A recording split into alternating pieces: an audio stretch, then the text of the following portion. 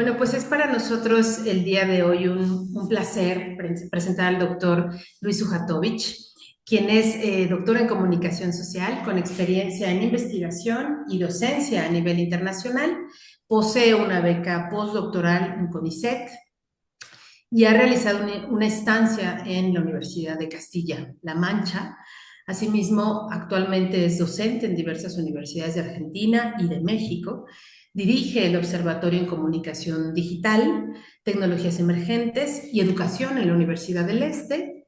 En 2021 recibió una medalla de Maker Latinoamérica y fue graduado destacado por la Universidad Nacional de La Plata en 2014. Actualmente investiga sobre innovación educativa y los actuales consumos culturales. Y es en este sentido, Luis, que te damos la bienvenida y que además te presentamos esta temática que es por demás importante, que tiene que ver con de qué manera podemos innovar los docentes, qué es la innovación educativa. Yo creo que aquí hay algo fundamental, que es que a veces entendemos la innovación educativa y a todos los niveles, ¿no? No solamente hablo de educación básica, sino hablo de jóvenes y de adultos, que es la columna vertebral del CREFAL. A veces pensamos que incluir un celular en nuestras aulas es suficiente para innovar, ¿no? O acceder a recursos didácticos que están en una plataforma, etcétera, ¿no? Entonces, yo te preguntaría para iniciar esto, ¿a qué le podemos llamar innovación educativa? Bien, primero que nada, gracias Hilde y gracias a Crefal por esta oportunidad maravillosa. Luego, en torno a tu pregunta, lo primero que diría es que la innovación educativa es sustancialmente el cambio más profundo que uno pueda pensar al interior de una propuesta formativa. La frase más común que suelo utilizar es salir del aula. Pero salir del aula no solo de ir al patio, sino salir del aula en términos de todo aquello que se ha ido construyendo, sobre todo a lo largo del siglo XX, en términos de lo escolarizado, nivel secundario, nivel superior, nivel universitario. Incluso te diría que nivel universitario y superior es aún más escolarizado. A veces hay más innovación en el nivel inicial o en jardín o en primaria que en la universidad. La universidad es, creo, el nivel más atado a el alumno en su rol lo más pasivo posible, el docente en su rol de monopolio de la palabra y el conocimiento yendo en una única dirección, ¿no? En consecuencia, uno piensa la innovación y mira, lo primero que tiene que pensar es, ¿hay dentro del aula un diálogo horizontal? Los asuntos que se van a abordar, ¿a quién sirven? Los materiales educativos que se eligen, ¿los estudiantes tienen alguna posibilidad de participar en su elección, en su construcción? ¿Cuáles son los lenguajes que se utilizan? O sea, seguimos pensando que la cultura letrada es la cultura con mayúsculas, la que vale. No, la cultura enciclopedista, y yo diría desde Latinoamérica, la europea occidental, ¿cierto? Digamos, ¿no? Como esa es, y todo lo demás, bueno, ponemos un poquito. Digo, he estudiado comunicación social y siempre digo lo mismo. Una unidad es de América Latina. Claro, lo hice en Buenos Aires, en Argentina, ¿no? Yo digo, en otro lugar del mundo, ¿será así también? En España, ¿pondrán una unidad de lo europeo y irán por todos lados o mirarán lo propio? Por eso digo que me parece que la innovación educativa es, primero, una propuesta que lo que tiene que pensar es en las transformaciones que se están sucediendo en torno a la cultura en general, a la sociedad en general. Mirar los bancos, mirar los medios de comunicación tradicionales, mirar casi todas las prácticas que nosotros podemos decir propias de la modernidad y advertir los cambios sustanciales, ¿no? Hoy podemos hablar de criptomonedas que en realidad no tienen un banco central que las produzca, y están.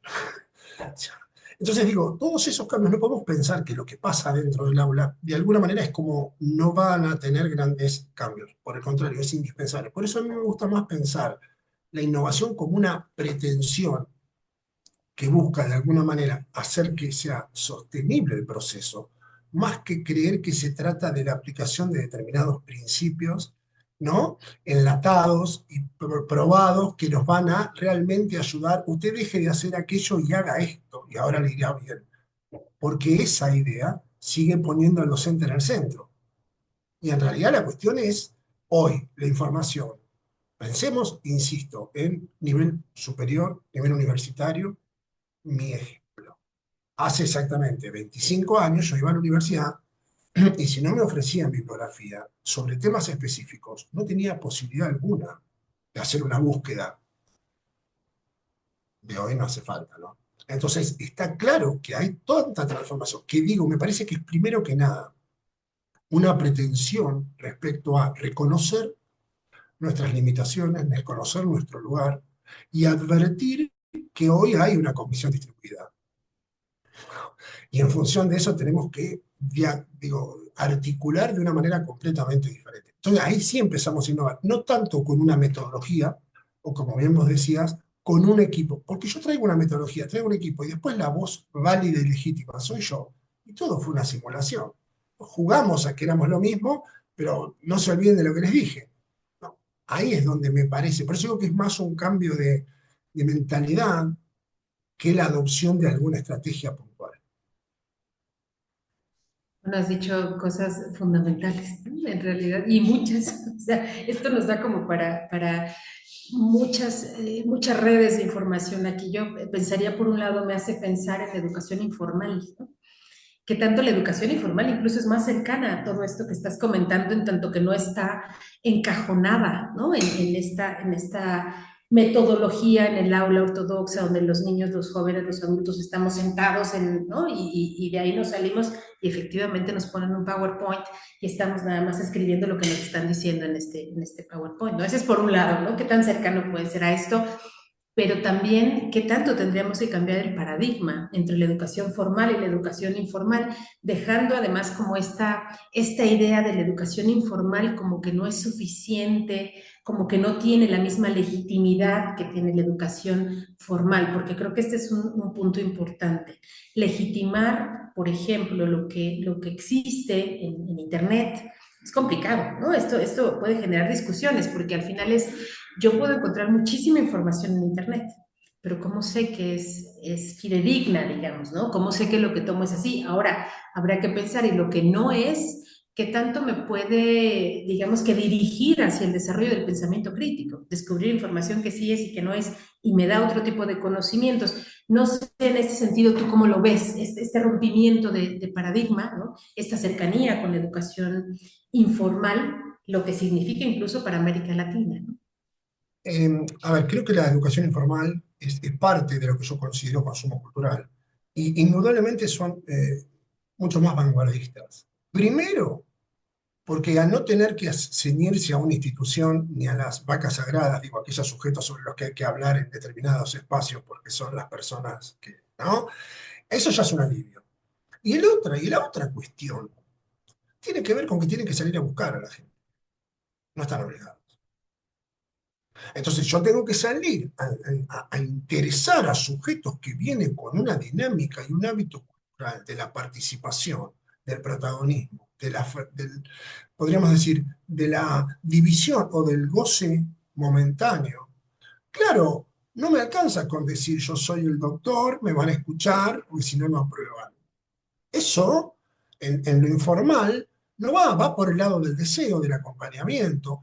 Y para quienes hemos hecho alguna vez he participado como estudiante, digamos, por decirlo de este modo, y es una lógica completamente diferente. Cada voz vale, cada experiencia tiene sentido.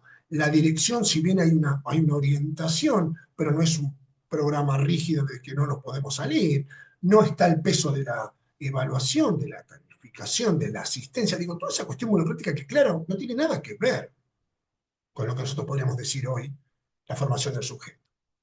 ¿No? Esas son evidencias que pide una administración, pero no tiene nada que ver con el sujeto ni con el grupo. ¿No?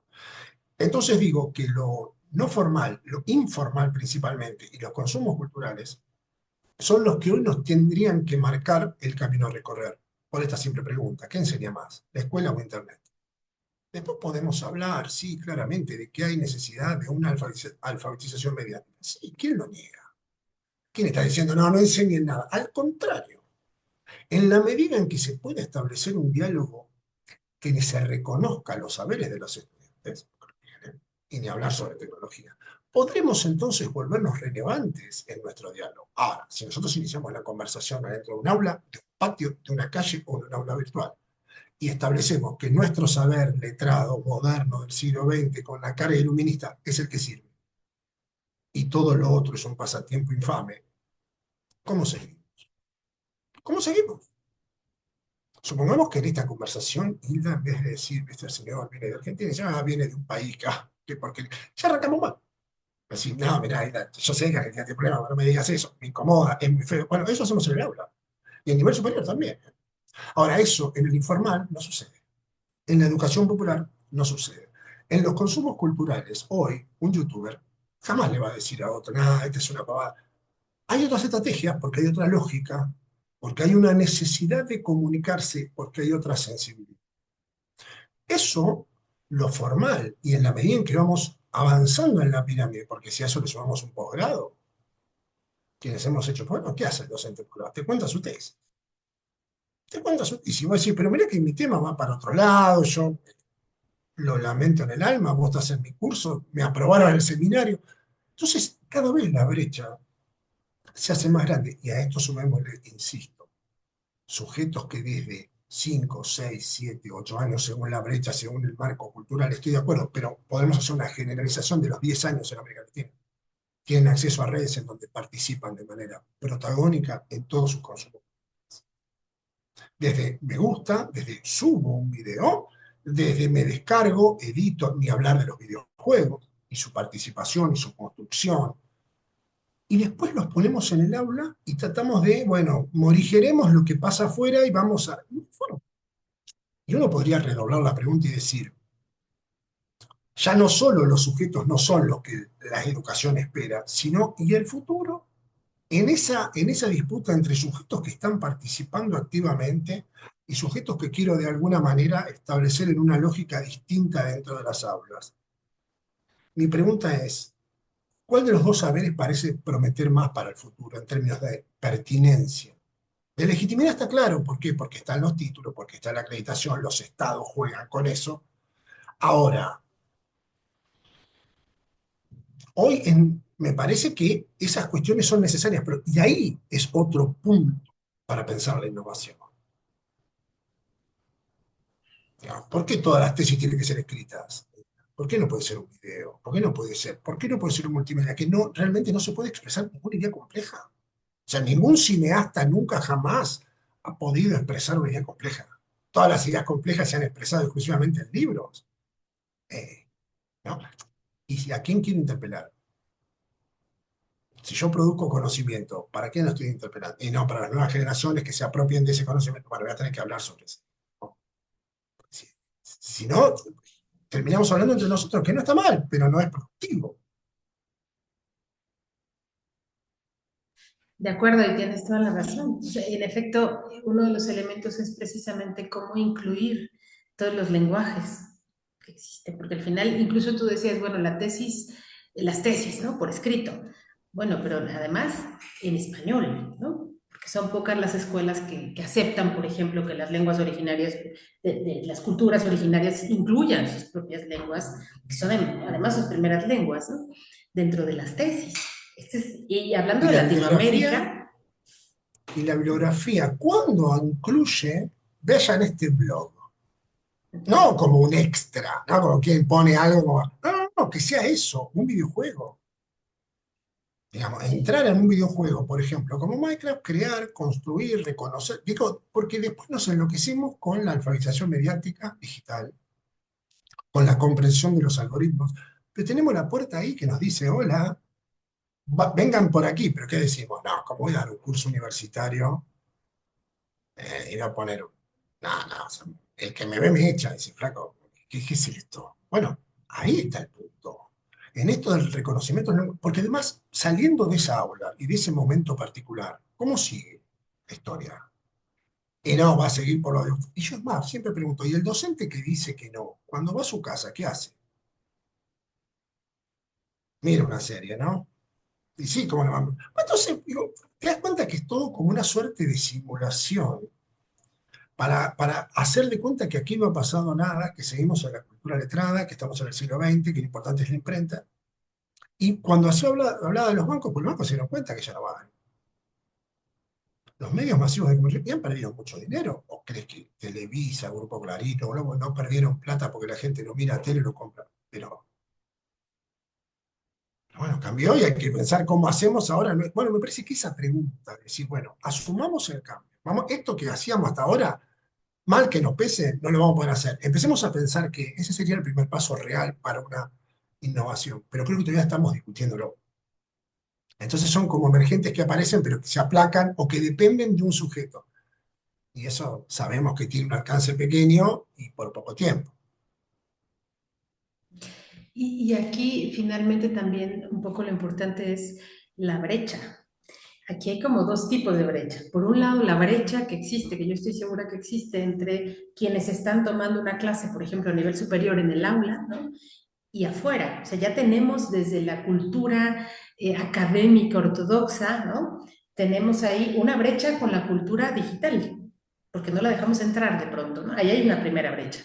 Pero hay una segunda brecha que es, ¿y qué pasa con todos aquellos que en Latinoamérica, en el Caribe, no han tenido el acceso adecuado, la cercanía, ¿no? Tal a todo este medio digital? Evidentemente ya es muy raro que alguien te diga no conozco, ¿no? Pero no tienen la alfabetización digital, que son cosas diferentes, ¿no? Entonces yo creo que aquí habría que trabajar en que precisamente al incluirlo, lo que hacemos también es cerrar esta brecha, ¿no? Si lo volvemos, si digamos que si lo legitimamos como una de las vías también de aprendizaje, que ya lo es, ¿no? Que no podemos eximirlo, pues está ahí y todos los estudiantes, incluso jóvenes y adultos, ¿eh? Vemos internet, leemos noticias, es decir, verificamos, ¿no? Evidentemente aprendemos de ahí también de lo que se dice, ¿no? Hay muchos memes súper interesantes que de pronto ves y dices, "Ah, claro, ya entendí, ¿no? Y con estudiantes que se puede hacer de manera muy cercana, bueno, sería una vía tal, ¿no? Yo no sé, en este caso, ¿tú cómo veas la situación de Latinoamérica, del Caribe, digamos, cuál es el estado del arte en este sentido, pues, ¿no? Porque se habla mucho de Europa, de primer mundo, ¿no?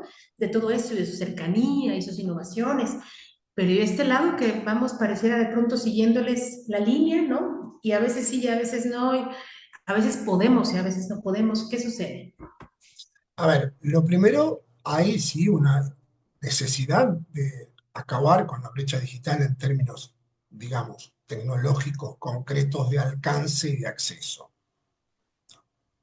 Digamos, eso está claro y me parece sí que uno puede ser moderadamente optimista porque hace 20 años la situación era otra, hace 10 años la situación y hoy va avanzando. Por supuesto que todavía hay espacios que y hay sujetos que sí, tampoco podemos pensar, digamos, en que la tecnología nos va a traer el orden social utópico, platónico. No, pues si no es pedirle, ¿no?, a un objeto algo que en realidad no lo puede proveer el objeto.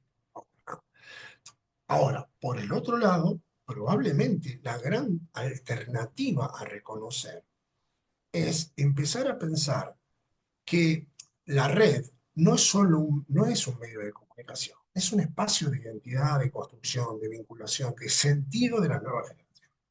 De hecho, a mí a veces pienso que lo que nosotros antes decíamos, lo analógico y lo digital como acompañando lo analógico, a mí me parece que ya para las nuevas generaciones es exactamente al revés.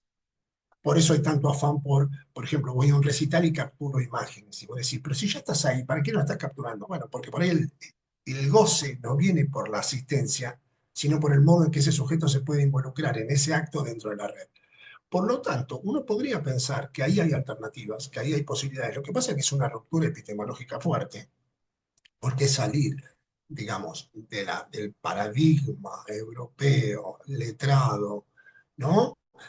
Como hablábamos al inicio, de toda una lectura de ciertos autores, de ciertas problemáticas. Conocemos, digo, como argentinos, digo, conocemos mucho más de España, Italia y Francia que Venezuela y Perú, ¿eh? Pero por lejos. No conocemos lo que tenemos al lado. Entonces, hay varias, como varias secciones o dimensiones que deberían romperse. Una es ella, ¿no? De mirar Europa como si allá estuviera la utopía y que nosotros tenemos que, vamos que algún día nos vamos a acercar. Ese es el primer problema. Segundo problema son los saberes, los lenguajes y las prácticas culturales. No podemos entender o no podemos conceptualizar o avanzar hacia un cambio creyendo que si la persona no está leyendo un libro pierde el tiempo. No, porque eso ya nos está encerrando, o no habla español tradicional, ¿no? Digamos. Porque todo uno dice, bueno, entonces todo lo que escribió Freire no sirvió para nada, todo lo que se practicó no sirvió para nada, y todo lo que tratamos de avanzar no sirve de nada. Ahora ve, no nos ponemos en ese lugar y yo digo, algo no te anda bien en el celular. ¿Qué es lo primero que haces? Un tutorial. Ah, ¿viste? Vamos a un tutorial. Yo también, Rubino, ¿qué voy a hacer? ¿Qué voy a llamar? ¿A quién? ¿Al servicio técnico? ¿De dónde? Por ahí el servicio técnico me atiende un taiwanés que no entiende pomo español, yo no entiendo taiwanés, no vamos ni a la esquina. ¿Qué haces? Entonces, ya tenemos en nuestra vida cotidiana, por eso digo la importancia de los consumos culturales, no para que todos sepamos profundamente de qué trata la última serie en tal plataforma, sino para entender que hay un enorme cambio de hábitos que impacta en la subjetividad, que impacta en la identidad y que impacta en los deseos y en las formas de aprender y de enseñar. Si nosotros no podemos aprovechar todo eso, la brecha tecnológica se va a disminuir, pero la otra brecha, la brecha, digamos, cultural y social, nos va a seguir haciendo fuerza y nos va a seguir haciendo creer que una persona que estudió en Madrid sabe más que una persona que estudió en Buenos Aires por el mero hecho de haber estado en Europa. Es el problema nuestro. Entonces, ahí donde yo digo, bueno, claro, lo que pasa es que tenemos la carga de la conquista, bueno, en algún momento hay que sacarse, ¿no? Como cualquier psicólogo te dice, bueno, en algún momento tu papá ya está, no le puedes echar la culpa más a tu papá, este fuiste tú el que decidió esto, no venga con tu mamá. Bueno, en un punto nosotros con la conquista decimos, bueno, ha sido hasta aquí y ahora en adelante vamos a ir para otro lado, vamos a pensar distinto, no vamos a olvidar nada, está claro, pero no podemos seguir actuando mal y como lavándonos las culpas, ¿no? Entonces me parece que ese es el gran desafío, desafío cultural, social, con también su dimensión tecnológica, pero no solo tecnológica. De acuerdo, pues yo creo que nos dejas una gran tarea, ¿no? Que es en primera instancia reflexionar. Reflexionar incluso qué se está haciendo, cómo lo estamos pensando, cómo lo estamos viviendo, ¿no? Y todos aquellos que nos dedicamos a toda la cuestión educativa, es qué estamos haciendo en pro, ¿no? Porque yo creo que también la generación de materiales tendría que ser distinta, incluso desde la escuela, si lo quieres ver desde ese punto de vista, para ser más cercanos, llamar la atención y el deseo, como bien lo mencionas, del propio estudiante, de Tal tal cual, manera que, porque en ellos también hay un valor, ese es el punto. Pasa que, claro, la escuela, la noción de alumno, la cuestión a el aula es un espacio alejado de la realidad porque se suponía que la realidad era un espacio negativo, la sacar a las personas. Bueno, han cambiado algunas cosas y entre ellas es necesario empezar a pensar que el aula tiene que ser un lugar de articulación, no de separación. de diálogo, ¿no? Más horizontal, ¿no? En este sentido. Pero evidentemente si yo no observo los intereses de quienes están conmigo compartiendo este espacio de formación, pues difícilmente voy a interesarlos, ¿no? Que esa es parte fundamental. Pues no sé si para cerrar quieras comentar algo más, hacer alguna No, recomendación. un detalle. Claro. Mi hijo mira, 10 años tiene, con lo cual se entenderá claramente que mira mucho internet. Y mira a muchos youtubers, lógico. Y algo que a mí me llamó la atención y que me esclareció o que me ayudó a pensar al respecto fue ver un youtuber que en el momento estaba haciendo lo que llaman un vivo, con 150.000 personas conectadas en el momento. Una barbaridad. Estaba haciendo un vivo, ¿no? Y no sabía hacer una parte del video. Y dijo, no sé. Y yo dije, ¿qué docente ante una audiencia de 150.000 personas dice así tan libremente? No sé. Si alguien puede hacerlo y me lo pone en el chat, buenísimo, así lo resuelvo. Y así sucedió. Dije, claro, si las nuevas generaciones están así, y van al aula, y el docente no acepta una, no reconoce un error, no asume una falencia, ya tenemos un grandísimo. Eso. Ciertamente, eso tiene que ver también con el que el docente históricamente se siente el todopoderoso. Nos sentimos los todopoderosos, ¿no? Con la información real, fidedigna, última, ¿no? Que eso es parte de la reflexión, que viene haciéndose desde hace mucho tiempo, ¿no? Pero seguimos como en este camino, ¿no? Digamos que volverlo más horizontal, Y más horizontal. real, que nunca fue Claro, así, nunca supimos todo, es mentira, gente, no, no hay ser humano. Lo que pasa es que hoy se puede verificar más fácil, por eso también es más necesario salir de ese lugar. Vamos, ¿quién le gana a Google? Nadie, la humanidad entera no le puede ganar a Google. juntamos a todos los docentes del mundo, los ponemos en un lado y a Google o al chat GPT, ¿cuánto? Y empatamos, si en los primeros 5 minutos empatamos, a la hora nos ganó. Entonces, digo, me parece que ahí hay como, ¿no? Una puerta de entrada a un cambio que se vuelve urgente, no para el futuro, para ahora. No, no, no, bueno, de acá a 20 años, no, no, de acá a 20 años serán problemas de otras generaciones. Empecemos a pensar hoy, el 29 de enero del 25.